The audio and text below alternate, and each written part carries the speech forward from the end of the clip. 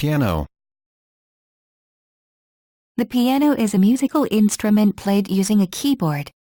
It is widely used in classical and jazz music for solo performances, ensemble use, chamber music and accompaniment, and for composing and rehearsal. Although the piano is not portable and often expensive, its versatility and ubiquity have made it one of the world's most familiar musical instruments. A piano usually has a protective wooden case surrounding the soundboard and metal strings, and a row of black and white keys, 52 white keys and 36 black keys. The strings are sounded when the keys are pressed down, and are silenced when the keys are released. The note can be sustained, even when the keys are released, by the use of pedals at the bottom of the piano. Pressing a key on the piano's keyboard causes a padded, often with felt, hammer to strike steel strings. The hammers rebound, and the strings continue to vibrate at their resonant frequency. These vibrations are transmitted through a bridge to a soundboard that more efficiently couples the acoustic energy to the air. The sound would otherwise be no louder than that directly produced by the strings. When the key is released, a damper stops the strings' vibration and the sound. See the article on piano key frequencies for a picture of the piano keyboard and the location of middle C. In the Hornbostel-Sachs system of instrument classification, pianos are considered chordophones. The word piano is a shortened form of pianoforte, PF, the Italian word for the instrument, which in turn derives from the previous terms clavicembalo called pianoforte and fortepiano. The Italian musical terms piano and forte indicate soft and strong respectively, in this context referring to the variations in sound volume the instrument produces in response to a pianist's touch on the keys. The greater the velocity of a key press, the greater the force of the hammer hitting the strings, and the louder the sound of the note produced. History. The piano was founded on earlier technological innovations. The first string instruments with struck strings were the hammered dulcimers. During the Middle Ages, there were several attempts at creating string keyboard instruments with struck strings. By the 17th century, the mechanisms of keyboard instruments such as the clavichord and the harpsichord were well known. In a clavichord, the strings are struck by tangens, while in a harpsichord they are plucked by quills. Centuries of work on the mechanism of the harpsichord in particular has shown the most effective ways to construct the case, soundboard, bridge, and keyboard for a mechanism intended to hammer strings. The invention of the modern piano is credited to Bartolomeo Cristofori, 1655–1731, of Padua, Italy, who was employed by Ferdinando de' Medici, Grand Prince of Tuscany, as the keeper of the instruments. He was an expert harpsichord maker, and was well acquainted with the body of knowledge on string keyboard instruments. It is not known exactly when Cristofori first built a piano. An inventory made by his employers, the Medici family, indicates the existence of a piano by the year 1700. Another document of doubtful authenticity indicates a date of 1698. The three Cristofori pianos that survive today date from the 1720s. While the clavichord allowed expressive control of volume and sustain, it was too quiet for large performances.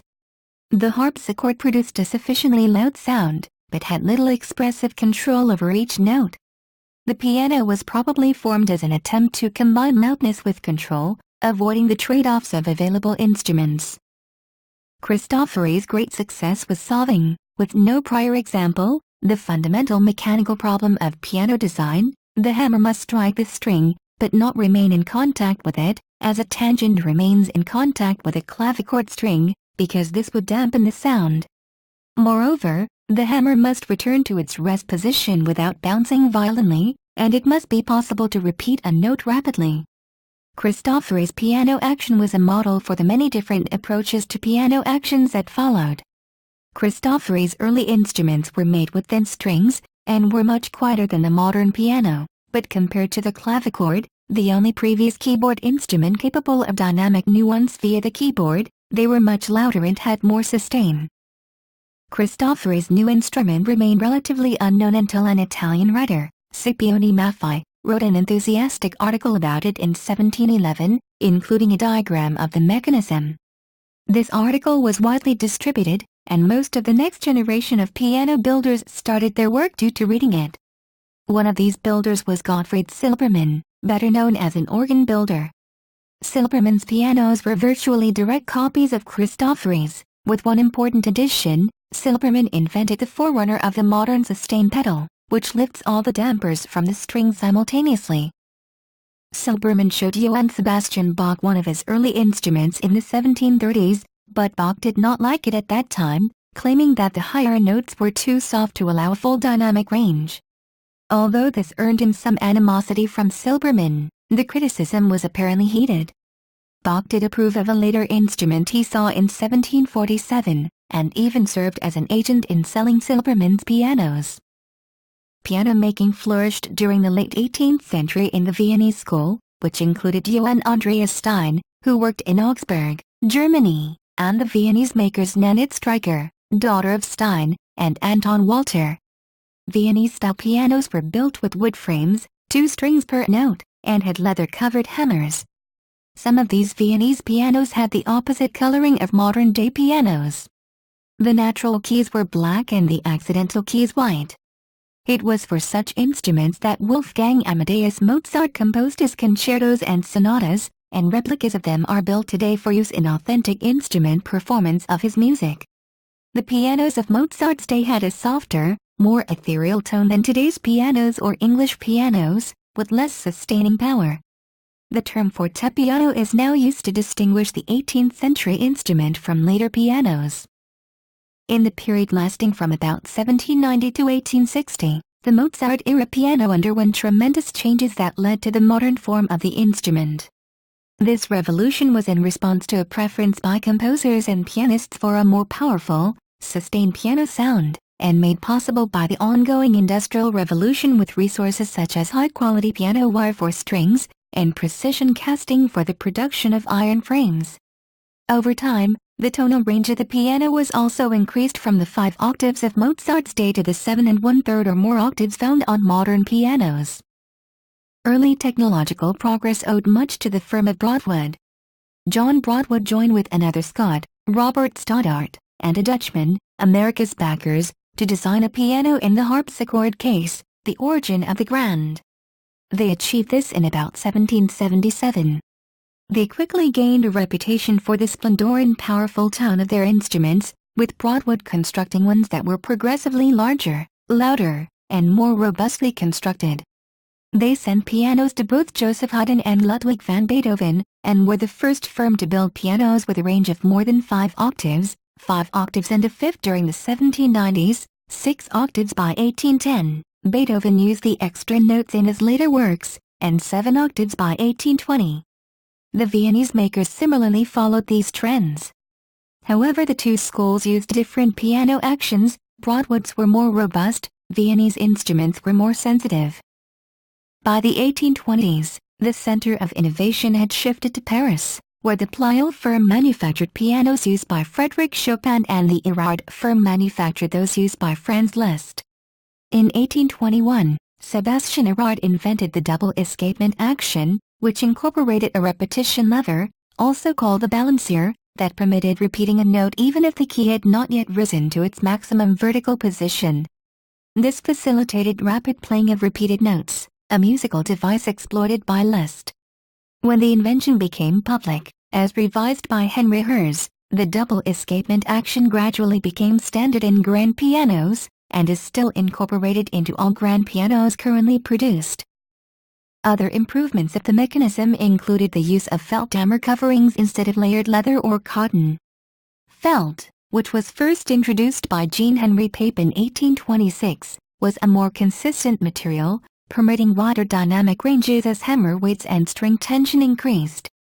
The sostenuto pedal, see below, invented in 1844 by Jean-Louis Boisselot and copied by the Steinway firm in 1874, allowed a wider range of effects. One innovation that helped create the sound of the modern piano was the use of a strong iron frame.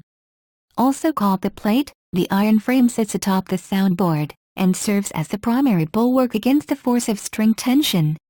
The increased structural integrity of the iron frame allowed the use of thicker, denser, and more numerous strings.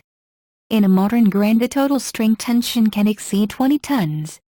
This single-piece cast iron frame was patented in 1825 in Boston by Alpheus Babcock, combining the metal hitch pin plate, 1821, claimed by Broadwood on behalf of Samuel Herb, and resisting bars, Tom and Allen, 1820, but also claimed by Broadwood and Erard.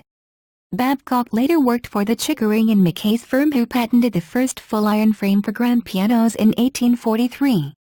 Composite forged metal frames were preferred by many European makers until the American system was fully adopted by the early 20th century.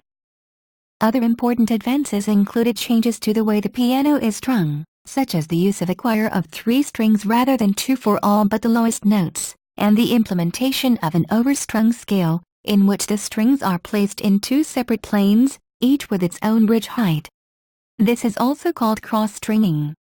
Whereas earlier instruments' bass strings were a mere continuation of a single string plane, overstringing placed the bass bridge behind and to the treble side of the tenor bridge area. This crossed the strings, with the bass strings in the higher plane. This permitted a much narrower cabinet at the nose end of the piano, and optimized the transition from unwound tenor strings to the iron or copper wrap bass strings. Overstringing was invented by Pape during the 1820s, and first patented for use in grand pianos in the United States by Henry Steinway, Jr. in 1859. Some piano makers developed schemes to enhance the tone of each note. Julius Bluthner developed aliquot stringing in 1893 as well as Pascal Joseph Taskin, 1788, and Collard and Collard, 1821. Each used more distinctly ringing, undamped vibrations to modify tone, except the Bluthner aliquot stringing, which uses an additional 4th string in the upper 2 treble sections. While the hip pins of these separately suspended aliquot strings are raised slightly above the level of the usual tri-choir strings, they are not struck by the hammers but rather are damped by attachments of the usual dampers. Eager to copy these effects, Theodore Steinway invented duplex scaling, which used short lengths of non-speaking wire bridged by the aliquot throughout much of upper range of the piano, always in locations that cause them to vibrate in conformity with their respective overtones, typically in doubled octaves and twelfths. Some early pianos had shapes and designs that are no longer in use. The square piano, not truly square, but rectangular, was cross-strung at an extremely acute angle above the hammers, with the keyboard set along the long side. This design is attributed to Gottfried Silbermann or Christian Ernst Friederici on the continent, and Johannes Zump or Harman Wieder in England, and it was improved by changes first introduced by Guillaume Leberg-Petzold in France and Alpheus Babcock in the United States. Square pianos were built in great numbers through the 1840s in Europe and the 1890s in America, and saw the most visible change of any type of piano. The iron-framed, overstrung squares manufactured by Steinway and Sons were more than 2.5 times the size of Zump's wood-framed instruments from a century before. Their overwhelming popularity was due to inexpensive construction and price, although their tone and performance were limited by narrow soundboards, simple actions and string spacing that made proper hammer alignment difficult. The tall, vertically strung upright grand was arranged like a grand set on end, with the soundboard and bridges above the keys, and tuning pins below them. The term was later revived by many manufacturers for advertising purposes. Giraffe, pyramid and lyre pianos were arranged in a somewhat similar fashion in evocatively shaped cases. The very tall cabinet piano was introduced about 1805 and was built through the 1840s. It had strings arranged vertically on a continuous frame with bridges extended nearly to the floor, behind the keyboard and very large sticker action. The short cottage upright or pianino with vertical stringing, made popular by Robert Wernham around 1815, was built into the 20th century. They are informally called birdcage pianos because of their prominent damper mechanism. The oblique upright, popularized in France by Roller and Blanket during the late 1820s, was diagonally strung throughout its compass. The tiny spinet upright was manufactured from the mid-1930s until recent times. The low position of the hammers required the use of a drop action to preserve a reasonable keyboard height. Modern upright and grand pianos attained their present forms by the end of the 19th century. Improvements have been made in manufacturing processes, and many individual details of the instrument continue to receive attention. History and musical performance.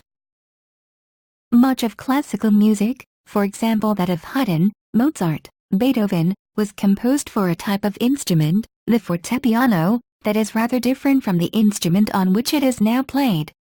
Even the music of the Romantic movement, including Liszt, Chopin, Robert Schumann, Felix Mendelssohn and Johannes Brahms, was written for pianos substantially different from modern pianos. Starting in Beethoven's later career, the fortepiano evolved into the modern piano as we know it today. Modern pianos were in wide use by the late 19th century. They featured an octave range larger than the earlier fortepiano instrument, adding around 30 more keys to the instrument. The mechanical action structure of the upright piano was invented in London, England in 1826 by Robert Burnham, and upright models became the most popular model, also amplifying the sound. Mass production in factories made them more affordable for a larger number of people. They appeared in music halls and pubs during the 19th century, providing entertainment through a piano soloist, or in combination with a small band. Pianists began accompanying singers or dancers performing on stage, or patrons dancing on a dance floor. During the 19th century, American musicians playing for working-class audiences in small pubs and bars, particularly African American composers, developed new musical genres based on the modern piano. Ragtime music, popularized by composers such as Scott Joplin, reached a broader audience by 1900. The popularity of ragtime music was quickly succeeded by jazz piano. New techniques and rhythms were invented for the piano, including ostinato for boogie-woogie, and shearing voicing. George Gershwin's Rhapsody in Blue broke new musical ground by combining American jazz piano with symphonic sounds. Comping, a technique for accompanying jazz vocalists on piano, was exemplified by Duke Ellington's technique. Honky-tonk music, featuring yet another style of piano rhythm, became popular during the same era. Bebop techniques grew out of jazz, with leading composers such as Thelonious Monk and Bud Powell. In the late 20th century, Bill Evans composed pieces combining classical techniques with his jazz experimentations. Herbie Hancock was one of the first jazz pianists to find mainstream popularity working with newer urban music techniques. Pianos have also been used in rock and roll by entertainers such as Jerry Lee Lewis, Little Richard, Elton John, Billy Joel, and Tori Amos, to name just a few. Modernist styles of music have also appealed to composers writing for the modern grand piano, including John Cage and Philip Glass. Modern piano.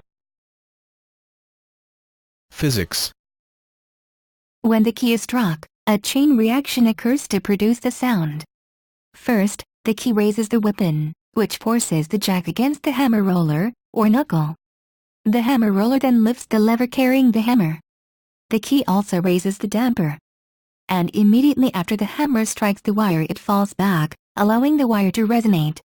When the key is released the damper falls back onto the strings, stopping the wire from vibrating. The vibrating piano strings themselves are not very loud, but their vibrations are transmitted to a large soundboard that moves air and thus converts the energy to sound. The irregular shape and off-center placement of the bridge ensure that the soundboard vibrates strongly at all frequencies. See piano action for a diagram and detailed description of piano parts. There are three factors that influence the pitch of a vibrating wire.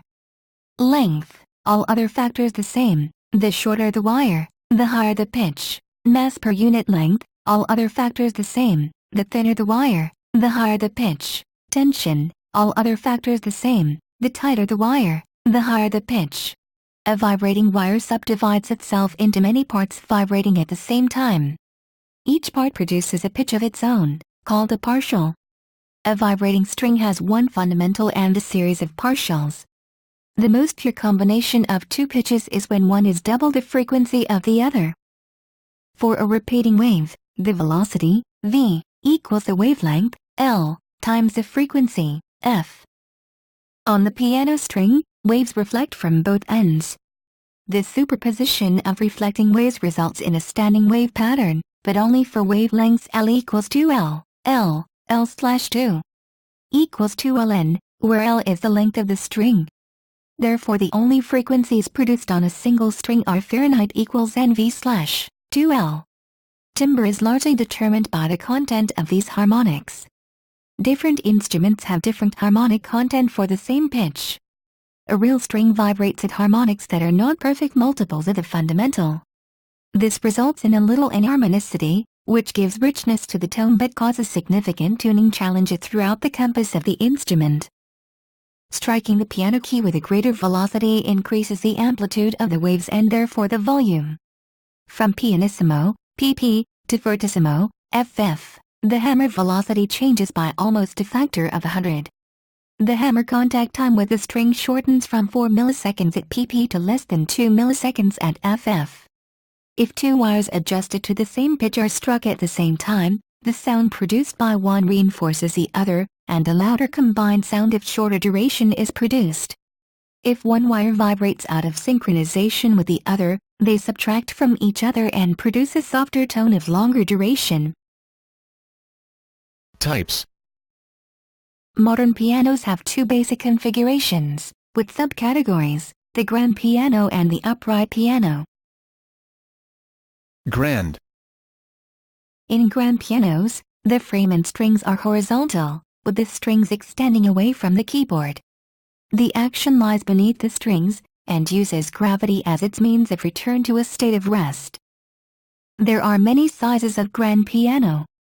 A rough generalization distinguishes the concert grand, between 2.2 and 3 meters long, about 7 to 10 feet, from the parlor grand or boudoir grand, 1.7 to 2.2 meters long, about 6 to 7 feet, and the smaller baby grand, around 1.5 meters, 5 feet.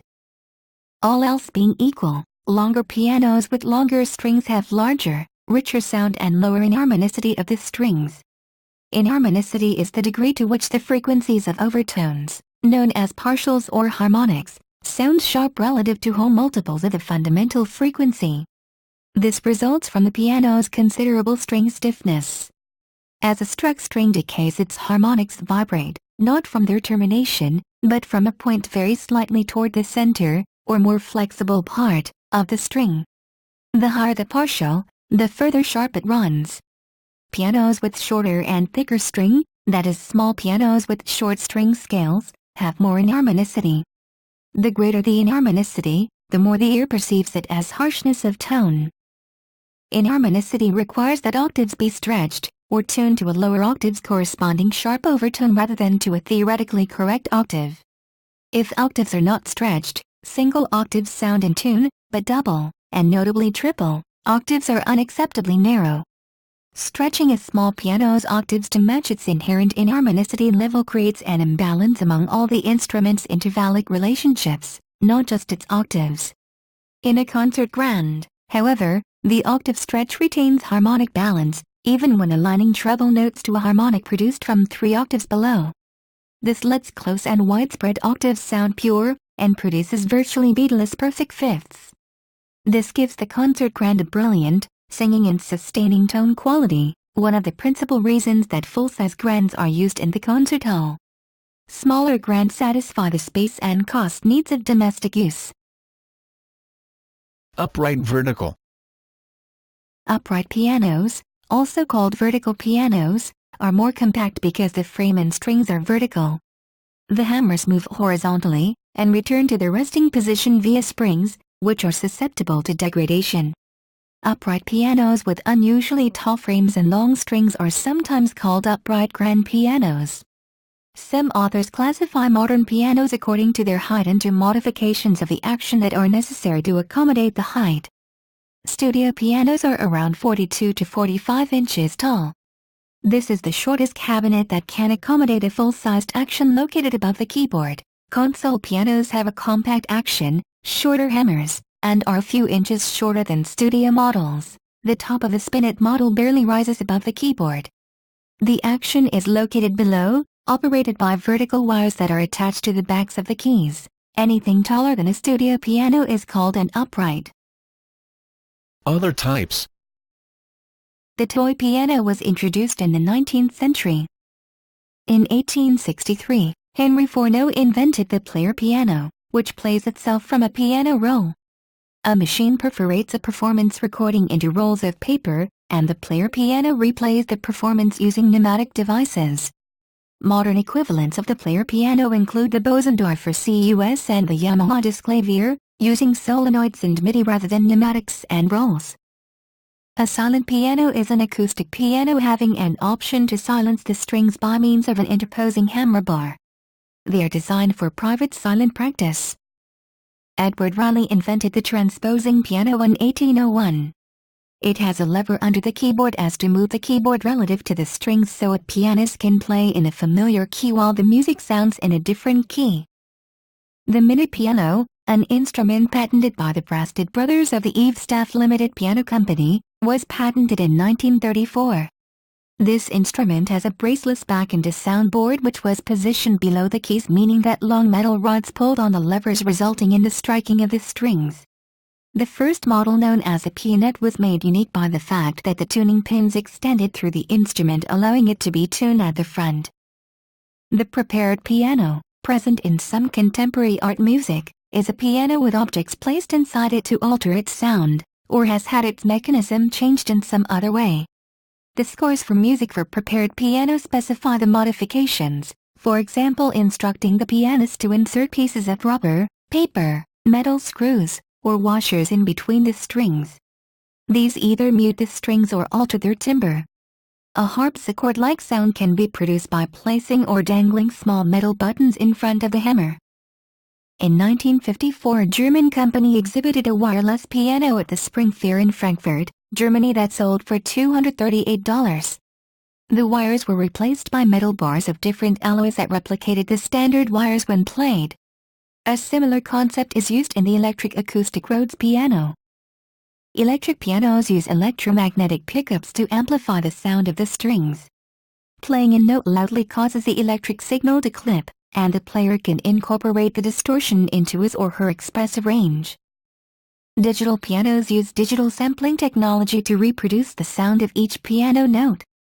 Digital pianos can be sophisticated, with features including working pedals, weighted keys, multiple voices, and MIDI interfaces. However, when one depresses the damper pedal, see below, on such an instrument, there are no strings to vibrate sympathetically. The synthesis software of some higher-end digital pianos, such as the Yamaha Clavinova series, or the Kawai MP8 series, incorporates physical models of sympathetic vibration. With the advent of powerful desktop computers, highly realistic pianos have become available as affordable software modules. Some of these modules use multi-gigabyte piano sample sets with as many as 90 recordings, each lasting many seconds, for each of the 88, some have 81, keys under different conditions. Additional samples emulate sympathetic resonance, key release, the drop of the dampers, and simulations of piano techniques like repedaling to augment these conditions. Some other software modules, such as Mozart's 2006 Pianotech, use no samples whatsoever and are pure synthesis of all aspects of the physicalities that go into the creation of a real piano's sound. Today, piano manufacturers take advantage of innovative pianos that play themselves via a CD or MP3 player. Similar in concept to a player piano, the piano disc or IQ systems allow pianos to play themselves when the software interprets a certain file format. Such editions are quite expensive, often doubling the cost of a piano. These pianos are available in both upright and grand. Keyboard. Almost every modern piano has 52 white keys and 36 black keys for a total of 88 keys, 7 octaves plus a minor third, from A0 to C8. Many older pianos only have 85 keys, 7 octaves from A0 to A7. Some piano manufacturers extend the range further in one or both directions. Some Bosendorfer pianos, for example, extend the normal range down to F0, and one of their models even goes as far as a bottom CL, making a full 8-octave range.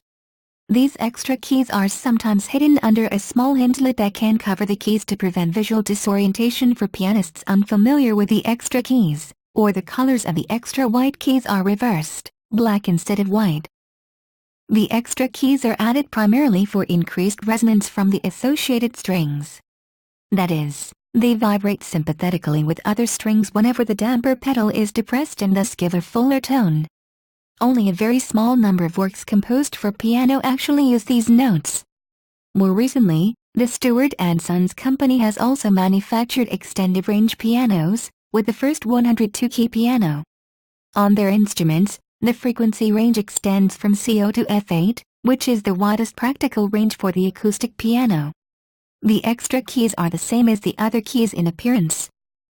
Small studio upright acoustical pianos with only 65 keys have been manufactured for use by roving pianists. Known as gate pianos and still containing a cast iron harp frame, these are comparatively lightweight and can be easily transported to and from engagements by only 2 people. As their harp is longer than that of a spinet or console piano, they have a stronger bass sound that to some pianists is well worth the trade-off in range that a reduced key set offers.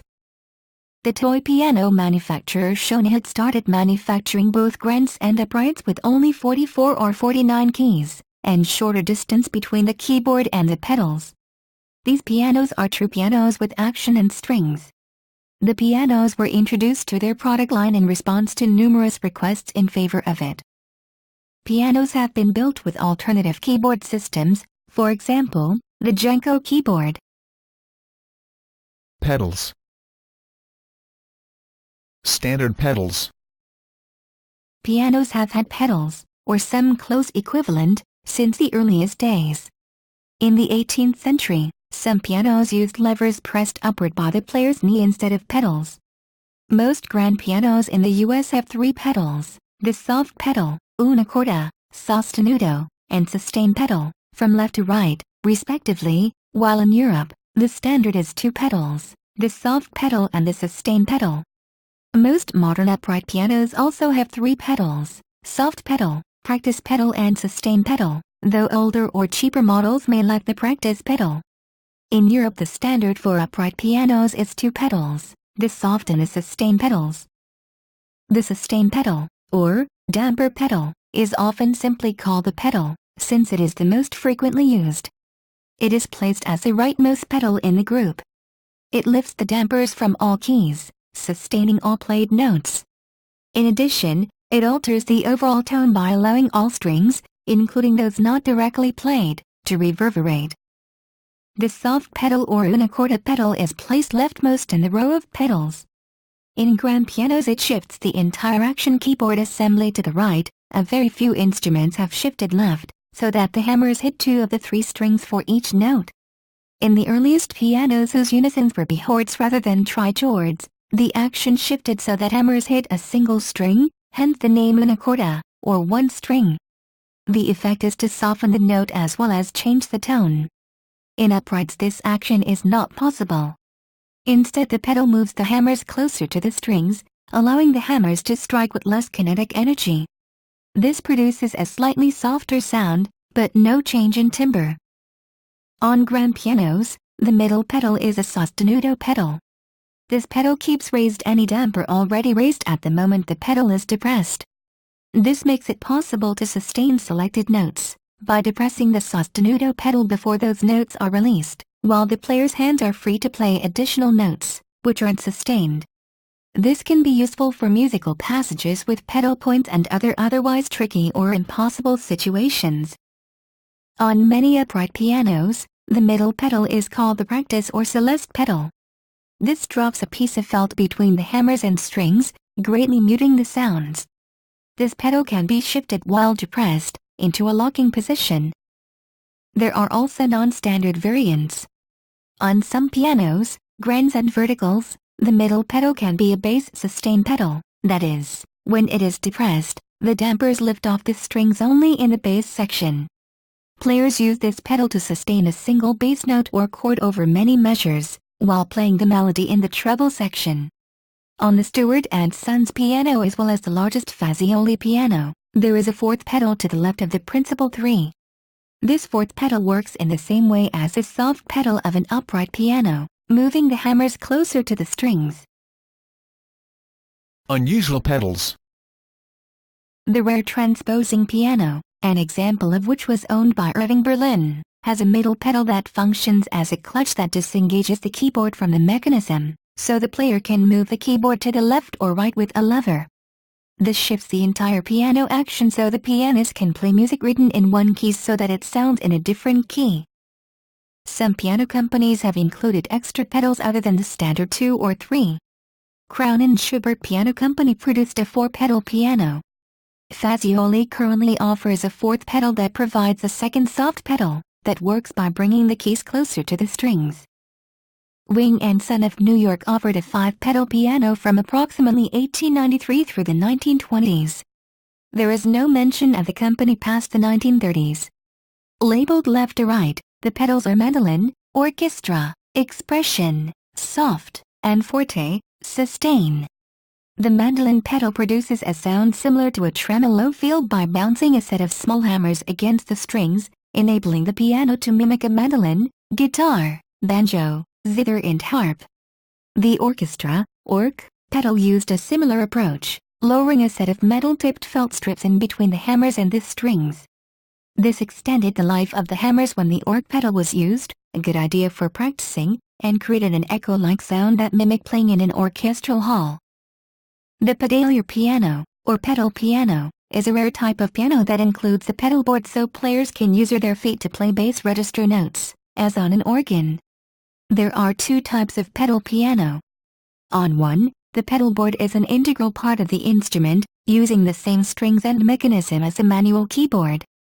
The other, rarer type, consists of 2 independent pianos, each with separate mechanics and strings, placed one above the other, one for the hands and one for the feet. This was developed primarily as a practice instrument for organists, though there is a small repertoire written specifically for the instrument. Construction. Many parts of a piano are made of material selected for strength and longevity. This is especially true of the outer rim. It is most commonly made of hardwood, typically hard maple or beech, and its massiveness serves as an essentially immobile object from which the flexible soundboard can best vibrate. According to Harold A. Conklin, the purpose of a sturdy rim is so that the vibrational energy will stay as much as possible in the soundboard instead of dissipating uselessly in the case parts, which are inefficient radiators of sound. While many companies make hardwood rims by laminating thin, hence flexible, strips of hardwood plywood, bending them to the desired shape immediately after the application of glue, high-end manufacturers use a solid piece of wood. Bosendorfer, the Austrian manufacturer of high-quality pianos, constructs their rim from spruce, the same wood that the soundboard is made from. Their idea is to concertedly involve the cabinet in the projection and coloration of sound. The loss of energy into the Bosendorfer case alters the instrument's tone, giving it perhaps less power but a complex and unusually resonant sound. Compare Theodore Steinway developed the bent plywood rim in 1880 to reduce manufacturing time and costs. The thick wooden posts on the underside, grens, or back, uprights, of the piano stabilize the rim structure, and are made of softwood for stability. The requirement of structural strength, fulfilled by stout hardwood and thick metal, makes a piano heavy. Even a small upright can weigh 136 kilograms, 300 pounds, and the Steinway Concert Grand, Model B, weighs 480 kilograms, 990 pounds. The largest piano built, the Fazioli of 308, weighs 691 kilograms, 1520 pounds. The pin block, which holds the tuning pins in place, is another area where toughness is important. It is made of hardwood, typically hard maple or beech, and is laminated for strength, stability and longevity. Piano strings, also called piano wire, which must endure years of extreme tension and hard blows, are made of high carbon steel. They are manufactured to vary as little as possible in diameter, since all deviations from uniformity introduce tonal distortion. The bass strings of a piano are made of a steel core wrapped with copper wire, to increase their mass whilst retaining flexibility. If all strings throughout the piano's compass were individual, monochord, the massive bass strings would overpower the upper ranges. Makers compensate for this with the use of double, bichord, strings in the tenor and trichord, strings throughout the treble. The plate, harp, or metal frame, of a piano is usually made of cast iron. A massive plate is advantageous. Since the strings vibrate from the plate at both ends, an insufficiently massive plate would absorb too much of the vibrational energy that should go through the bridge to the soundboard. While some manufacturers use cast steel in their plates, most prefer cast iron. Cast iron is easy to cast and machine, has flexibility sufficient for piano use, is much more resistant to deformation than steel, and is especially tolerant of compression. Plate casting is an art, since dimensions are crucial and the iron shrinks about 1% during cooling. Including an extremely large piece of metal in a piano is potentially an aesthetic handicap. Piano makers overcome this by polishing, painting, and decorating the plate. Plates often include the manufacturer's ornamental medallion. In an effort to make pianos lighter, Alcoa worked with Winter & Company piano manufacturers to make pianos using an aluminum plate during the 1940s. Aluminum piano plates were not widely accepted, and were discontinued. The numerous grand parts and upright parts of a piano action are generally hardwood, for example, maple, beech, or hornbeam. However, since WWII, makers have used some plastics. Early plastics were incorporated into some pianos in the late 1940s and 1950s, but proved disastrous because they lost strength after a few decades of use. Starting in 1961, the New York branch of the Steinway firm incorporated Teflon, a synthetic material developed by DuPont, for some parts of its perma-free grain action in place of cloth bushings, but abandoned the experiment in 1982 due to excessive friction and a clicking that developed over time. Teflon is humidity stable, whereas the wood adjacent to the Teflon swells and shrinks with humidity changes, causing problems. More recently, the Kawai firm built pianos with action parts made of more modern materials such as carbon fiber reinforced plastic, and the piano parts manufacturer Wessel, Nickel & Gross has launched a new line of carefully engineered composite parts. Thus far these parts have performed reasonably, but it will take decades to know if they equal the longevity of wood. In all but the poorest pianos, the soundboard is made of solid spruce, that is, spruce boards glued together along the side grain. Spruce's high ratio of strength to weight minimizes acoustic impedance while offering strength sufficient to withstand the downward force of the strings. The best piano makers use quarter-sawn, defect-free spruce of close annular grain, carefully seasoning it over a long period before fabricating the soundboards. This is the identical material that is used in quality acoustic guitar soundboards. Cheap pianos often have plywood soundboards. In the early years of piano construction, keys were commonly made from sugar pine. Today they are usually made of spruce or basswood. Spruce is typically used in high-quality pianos. Black keys were traditionally made of ebony, and the white keys were covered with strips of ivory. However, since ivory-yielding species are now endangered and protected by treaty, makers use plastics almost exclusively. Also, ivory tends to chip more easily than plastic. Legal ivory can still be attained in limited quantities. The Yamaha firm invented a plastic called Ivorite that they claim mimics the look and feel of ivory. It has since been imitated by other makers. Care and maintenance. Pianos need regular tuning to keep them on pitch, which is usually the internationally recognized standard concert pitch of A4 equals 440 Hz. The hammers of pianos are voiced to compensate for gradual hardening, and other parts also need periodic regulation. Aged and worn pianos can be rebuilt or reconditioned. Often, by replacing a great number of their parts, they can perform as well as new pianos. Pianos are heavy yet delicate instruments. Over the years, professional piano movers have developed special techniques for transporting both grands and uprights, which prevent damage to the case and to the piano's mechanics. Tuning. The relationship between two pitches, called an interval, is the ratio of their absolute frequencies. Two different intervals are perceived as the same when the pairs of pitches involved share the same frequency ratio. The easiest intervals to identify, and the easiest intervals to tune, are those that are just, meaning they have a simple whole number ratio. The term temperament refers to a tuning system that tempers the just intervals, usually the perfect fifth, which has a ratio 3:2, to satisfy another mathematical property.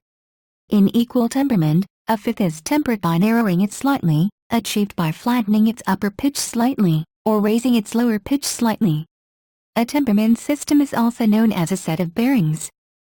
Tempering an interval causes it to beat, which is a fluctuation in perceived sound intensity due to interference between close, but unequal, pitches.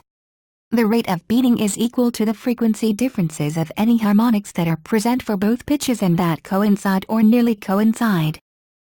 Piano tuning is the act of adjusting the tensions of the piano strings, thereby aligning the intervals among their tones so that the instrument is in tune. The meaning of the term in tune in the context of piano tuning is not simply a particular fixed set of pitches. Fine piano tuning carefully assesses the interaction among all notes of the chromatic scale, different for every piano, and thus requires slightly different pitches from any theoretical standard. Pianos are usually tuned to a modified version of the system called equal temperament. See piano key frequencies for the theoretical piano tuning. In all systems of tuning, each pitch is derived from its relationship to a chosen fixed pitch, usually a 440. Role. The piano is a crucial instrument in Western classical music, jazz, film, television, and most other complex Western musical genres. A large number of composers are proficient pianists, and because the piano keyboard offers an easy means of complex melodic and harmonic interplay, the piano is often used as a tool for composition.